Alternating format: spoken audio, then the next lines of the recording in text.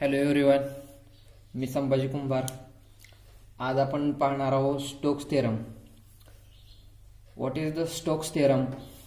The surface integral of curl of A vector to the line integral of A vector in a closed path. Means what? The relation between surface integral and line integral in closed path. This is our Stokes theorem. Now let's see Stokes theorem statement. It states that the line integral of a vector phi bar taken around a closed curve C, which bounds a surface S, is equal to the surface integral of the curl of phi bar taken over surface S. काय सांगितले याने? तर line integral of A vector phi bar म्हणजे vector phi bar हा काय आहे? तर line integral वरचा एक पॉइंट आहे, म्हणजे वेक्टर आहे इन क्लोज्ड कर्व. म्हणजे आपली एक बॉड आहे कन्सिडर करा, म्हणजे ती पूर्ण क्लोज्ड सरफेस आहे त्याचा. ते इक्वल टू कशाशी आहे? तर surface integral of the curl vector phi taken over surface S. कळलं? तर line integral is equal to surface integral, हे रिलेशन आहे स्टोक्स थेरमचं. तर त्यानंतर आपण मॅथमॅटिकल त्याचं एक्सप्रेशन बघू काय येतंय. हे झालं मॅथमॅटिकल इक्वेशन. काय? Line integral in closed surface phi bar is vector dot del bar, this is the length element, is equal to surface integral of this is the curl del bar cross phi bar, it is the curl into ds surface. Then we see the proof of the Stokes theorems. What will be happen in that theorem? First of all we see the proof.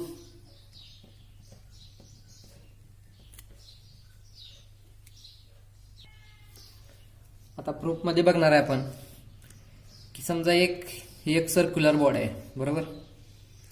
या circular बॉडीमध्ये हा एक surface आपण consider केला. कोणता? हा. त्याला आपण काय केलेलं? P Q R S. Okay. हाच पार्ट आपण इथं ड्रॉ केला, बरोबर.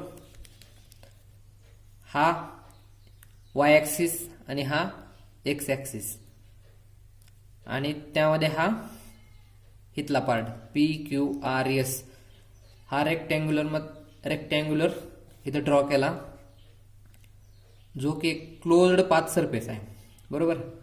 हा क्लोज्ड आहे.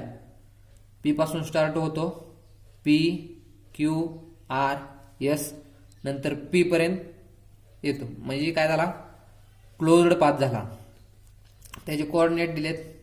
पीचे कोऑर्डिनेट आहेत एक्स वाय, क्यूचे आहेत एक्स प्लस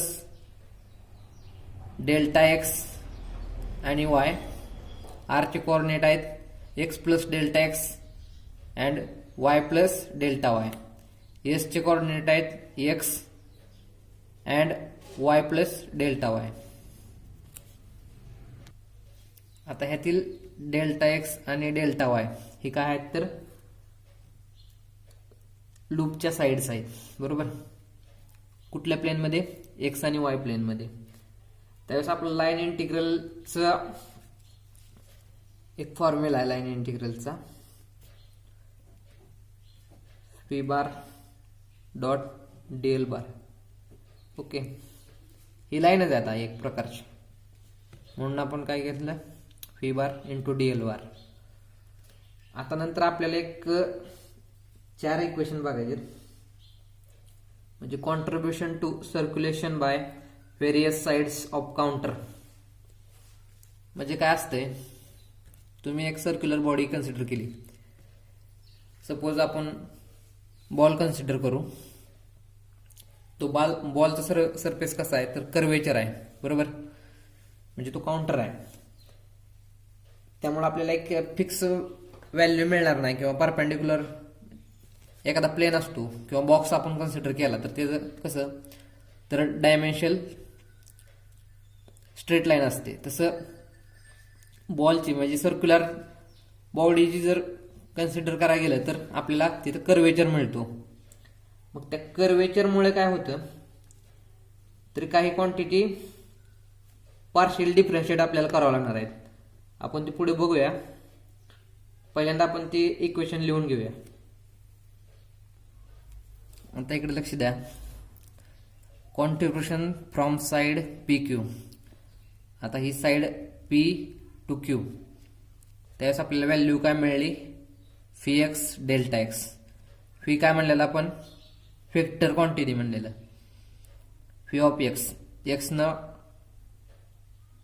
पुढे चाललेला आहे त्यामुळं phi X delta X. Side कुठले डेल्टा एक्स. ओके, हे झालं पी क्यूचं. त्यानंतर क्यू आरचं. ज्या वेळेस तुम्ही पाथ चेंज करताय म्हणजे साईड चेंज करताय त्यावेळेस आपलं वेक्टर काय येणार हे वाय ॲक्सिसचे आहे, त्यामुळं वेक्टर व्ही वाय प्लस. आता इथं partial differentiation with respect to X घेतलेला आहे. आता पार्शियल डिफरन्शिएशन घेतलेला आहे कशाचं घेतलेलं आहे तर with respect to X side delta X. हे का घ्यावं लागलं तर आपला पाथ कसा आहे कर्वेचर आहे. कर्वेचर असल्यामुळं आपल्याला तिथं पार्शियल डिफरन्शिएशन घ्यावं लागतंय. ही जर सॉल्व्ह करायचं झालं तर खूप लेंदी होते, त्यामुळे शॉर्ट टर्ममध्ये आपण समजून घ्यायचं की कर्वेचर असल्यामुळं आपण इथं पार्शियल डिफरन्शिएशन यूज केलेला आहे. लक्षात ठेवण्यासाठी सोपं आहे बघा. आता Q R, Q to R ज्यावेळेस आपण जातो त्यावेळेस व्ही वाय म्हणजे कोऑर्डिनेट कुठला आहे Y, V Y plus partial differentiation with respect to X घ्यायचं, बरोबर, डेल्टा एक्स. आणि साईड कुठले डेल्टा वाय, बरोबर. त्यानंतर R S, R to S. आता रिव्हर्स चालले. रिव्हर्स चालले म्हणजे काय तर मायनस येणार, त्यामुळे आपण काय घेतलंय व्ही एक्स. आता ही एक्स आपण पी क्यू बघितलेलं एक्स, ही साईड म्हणजे हा ऍक्सिस कुठला एक्स ऍक्सिस. आता हा पण एक्स ऍक्सिस असणार आहे, पण तो कसा अपोजिट साईडला चाललेला आहे त्यामुळं आपण मायनस घेतलं. व्ही एक्स प्लस डो व्ही एक्स अपॉन डो Y into delta Y whole bracket delta X. म्हणजेच आता इथं पण कर्वेचर पाथ असल्यामुळं आपला किंवा सर्क्युलर पाथ असल्यामुळं आपण तिथं काउंटर यूज केला आणि ते काउंटरमुळं आपल्याला पार्शियल डिफरन्शिएशन घ्यावं लागतंय कशाचं विथ रिस्पेक्ट टू वायशी. त्यामुळं आपण हे डिफरन्शिएशन घेतलेलं आहे. नंतर एस पीचं रिटर्न पुन्हा वाय ॲक्सिसची अपोजिट डायरेक्शन, त्यामुळं minus V Y to delta Y. ही साईड कुठली डेल्टा वाय. ओके, अशा पद्धतीनं आपल्याला ही 4 इक्वेशन लक्षात ठेवावं लागणार आहेत. होलला इक्वेशन नंबर 1 म्हणूया आपण. आता पुढे आपण हे सॉल्व्ह करत जाऊ, त्यानंतर काय मिळते बघू. आता आपण सर्क्युलर पाथसाठी बघतोय त्यामुळे आपण सर्क्युलेशन काढणार आहे. त्याचा फॉर्म्युला बघा ना. Line integral closed surface V bar into DL bar. Okay, आता ह्याची व्हॅल्यू काय येणार आहे तर आपण पहिल्यांदा केलं की रेक्टँग्युलर लूप घेतला, त्याच्या 4 साईडची 4 इक्वेशन काढून घेतली. आता ती काय करायची तर ऍड करायची. इक्वेशन 1 आपण पूर्णपणे त्याचं समेशन घेणार आहे 4 बाजूचं. बघू काय होतंय. आता आपण 4 साईडची इक्वेशन ऍड करून घेतली म्हणजे समेशन केलं.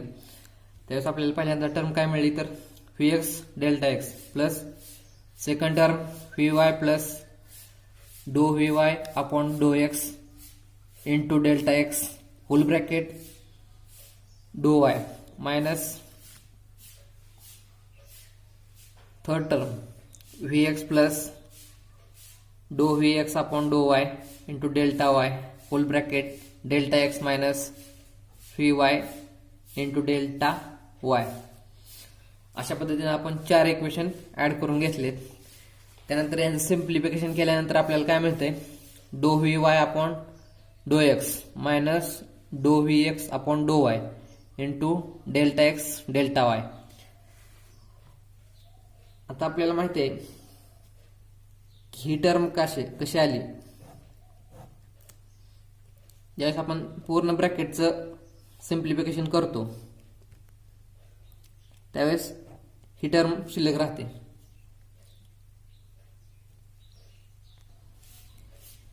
आता ही ब्रॅकेटमध्ये जी टर्म आहे ती काय रिप्रेझेंट करते माहिती आहे, Z component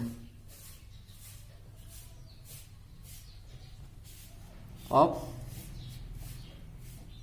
del bar into V bar. म्हणजे काय, हा झाला कर्ल, बरोबर. हा जर कर्ल सॉल्व्ह केला आपण म्हणजे डिटर्मिनंट मध्ये x Y Z, okay, P x P Y P Z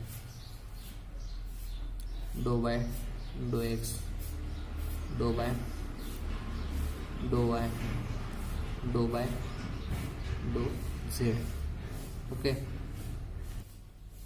हा जर सॉल्व्ह करून घेतला तर आपल्याला झेडची क्वांटिटी आहे ना, तर काय मिळणार आहे ती डो V Y upon doe x minus डो व्ही एक्स अपॉन डो Y.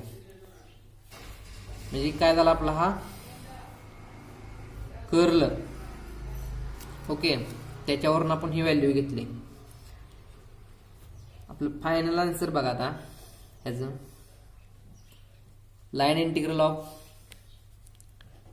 Fee bar into DL बार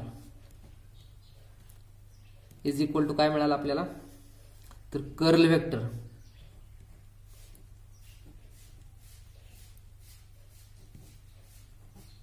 फी बार कशाशी रिलेटेड आहे कंपोनंट, झेडशी,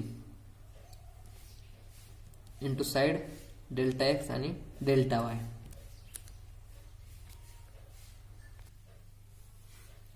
ही डायग्राम बघा. ह्याचा कसं लूप हा क्लोज्ड आहे, बरोबर. त्यातला आपण हा एक सरफेस एरिया घेतला, कोणता, हा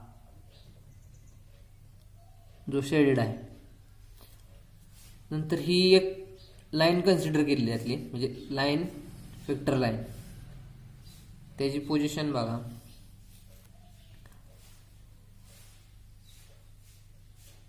म्हणजे आपण ज्यावेळेस पहिल्या रेक्टँग्युलर कन्सिडर केलता सुरुवातीला पी क्यू आर एस, बरोबर, पी क्यू आर एस, त्या डायरेक्शन अशा होत्या. त्याचप्रमाणे इथं पण आहे. तर लाईन इंटिग्रल आपलं स्टोक्स थेरम काय सांगतो, तर line integral is equal to curl of the surface integral. आता delta do vector delta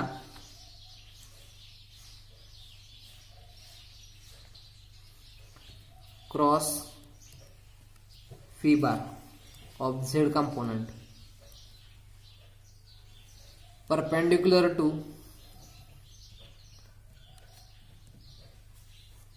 surface element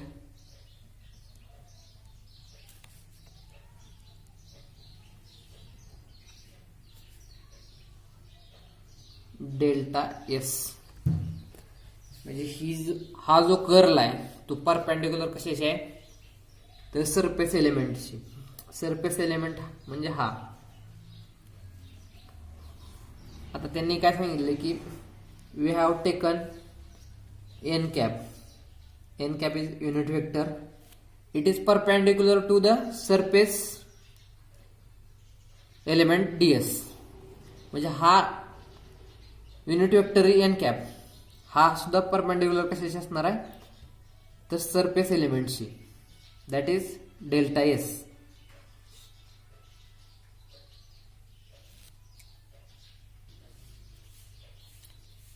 n cap unit vector हा परपेंडिक्युलर सरफेस एलिमेंटशी आहे, त्यामुळे आपला इक्वेशन आलं line integral phi bar dot DL bar is equal to curl of N cap into delta S. आता आपल्याला इकडे बघा, consider a closed curve of finite dimension. ही डायमेन्शन कशी आहे? Finite surface. आता आपण बघणार आहे, let's divide space inside the closed curve into large number of infinitesimal small cell. ह्यामध्ये काय आहेत? स्मॉल सेल्स आहेत, ह्या ज्या की आपण कन्सिडर केले त्या.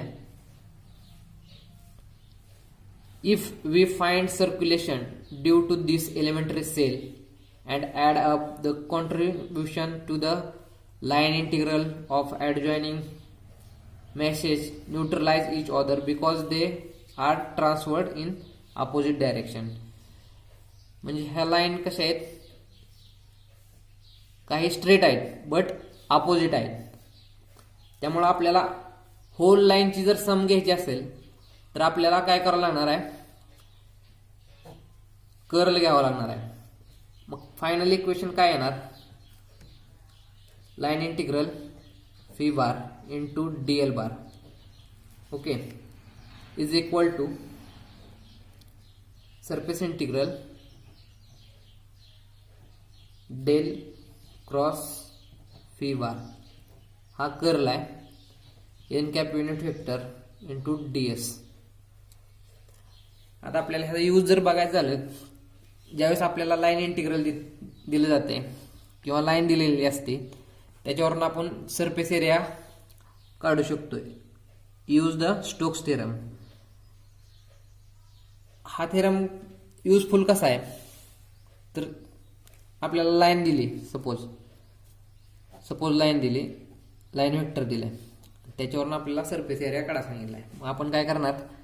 ह्या number of lines vector count करत बसणार. नंतर काउंट झाल्यानंतर ह्या सर्वांची समेशन घेणार आणि त्यानंतर मग आपण काय करणार? सरफेस एरिया काढणार. मग त्यासाठी आपल्याला स्टोक्स थेरम मध्ये काय, डायरेक्ट आपण कर्ल जर त्या वेक्टरचा घेतला तर आपल्याला डायरेक्ट सरफेस एरिया मिळू शकते. त्यामुळे आपल्याला हा थेरम इम्पॉर्टंट आहे लाईन इंटिग्रलचं सरफेस इंटिग्रल मध्ये कन्व्हर्जन करण्यासाठी. आणि सपोज आपल्याला जर सरफेस इंटिग्रल वरून लाईन इंटिग्रल, सपोज याचा सरफेस एरिया दिला आपल्याला आणि त्याच्यावरून आपल्याला लाईन काढायला सांगितली, त्यावेळेस आपण काय वापरणार? तर स्टोक्स थेरम वापरणार. आणि आपल्याला जर लाईन दिलेली असेल आणि सरफेस एरिया काउंट करायचा असेल तरी देखील आपण काय करायचं? तर कर्ल वापरून किंवा स्टोक्स थेरम मधला कर्ल वापरून आपण ते काउंट करू शकतोय. अशा पद्धतीने आपला स्टोक्स थेरम इथे संपलेला आहे. थँक्यू.